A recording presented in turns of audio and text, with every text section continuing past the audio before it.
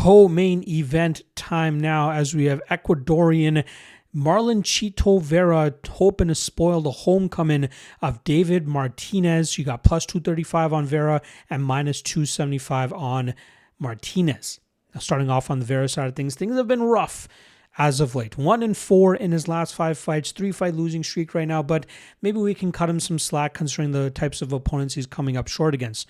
The first of those 3 losses coming in a title fight in a an undeserving title shot against Sugar Sean O'Malley. He gets absolutely battered over 25 minutes and loses that decision. Then he goes up against Davison Figueiredo in a fight where he couldn't really find much success, where Figueiredo was out-grappling him and then landing better shots. And then last time around against Ayman Zahabi, very, very weird fight.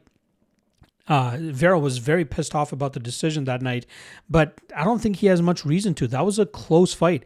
The biggest moment of that fight went to him in round 2 when he dropped Zahabi, but he couldn't seal the deal as Zahabi was able to finagle his way out of that. In round 3, Zahabi managed to pull the momentum back into his favor, outstriking Vera 37-24. And again, I thought that first round was very close, and I can understand why you score that round for Zahabi as well. So Vera has only himself to blame. He's not throwing with as much volume as he should to be as pissed off as he was, right? Normally he's a guy who's very aggressive, throws a lot of strikes, likes to move forward, tries to break his opponents and land his big shots.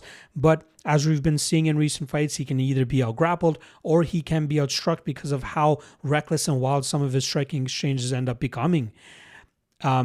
He's 33 years old, so he's not all that old. He has, a crazy amount of experience. That's 35 fights worth of experience, fighting champions, fighting contenders, fighting guys that are on the come up as well. But you start seeing where his ceiling is just because he can't really take it up to that next notch. I think he's better off in a 5-round fight, as we've seen in the past, like when he knocked out Dominic Cruz. But in 3-round fights, he usually has a lot of time to make up and a lot of output to make up because of how slow of a starter he often is. Now, he's going up against David Martinez, who pulled off a tremendously big victory last time around in a short notice call up to the co-main event when he took on Rob Font and outstruck him and won that fight 2-1 on the scorecards. He was on the Contender Series back in 2024 and outstruck his opponent Xavier Franklin very easily won that matchup, and then he made his UFC debut against Simon Oliveira in March of last year, and he was able to pull off the first round knockout specifically. Now, he was scheduled to fight Kwang Lee in September, but the opportunity to fight Rob Font presented itself, and he jumped on it.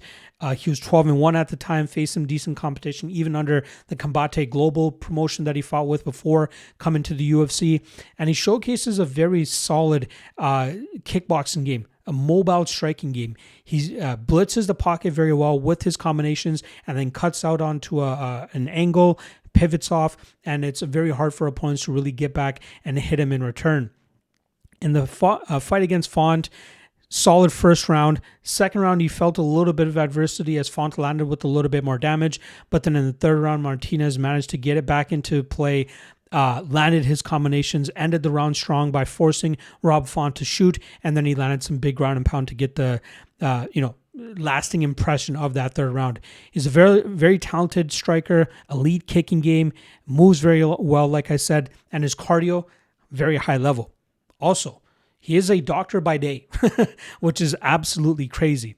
Now, here in this matchup against Marlon Vera, it's obvious why Martinez is such a big favorite. He seems to be the slicker striker. He should be able to stick and move very effectively here. He holds a bit of a speed advantage, which I think will come into play. And I wouldn't even be surprised to see Vera try to shoot for takedowns to try to contain and muzzle Martinez's style that way. But I think he's going to struggle to do that. He's not a great wrestler. Martinez is a great counter wrestler and has good defensive grappling. And I think in the striking realm, I think we'll see Martinez land much more effective and much better shots. I think it kind of looks, between the Sean O'Malley and the what's the other fight? The Ayman Zahabi fight. I think it looks like a little bit of a clash of those two fights where it's not as dominant as the O'Malley fight, but it's going to look more dominant than what Zahabi was able to do to Vera. So give me Martinez, and we know Vera, insane durability. It's going to be hard to knock him out. So I'm going to take Martinez, and Martinez by decision.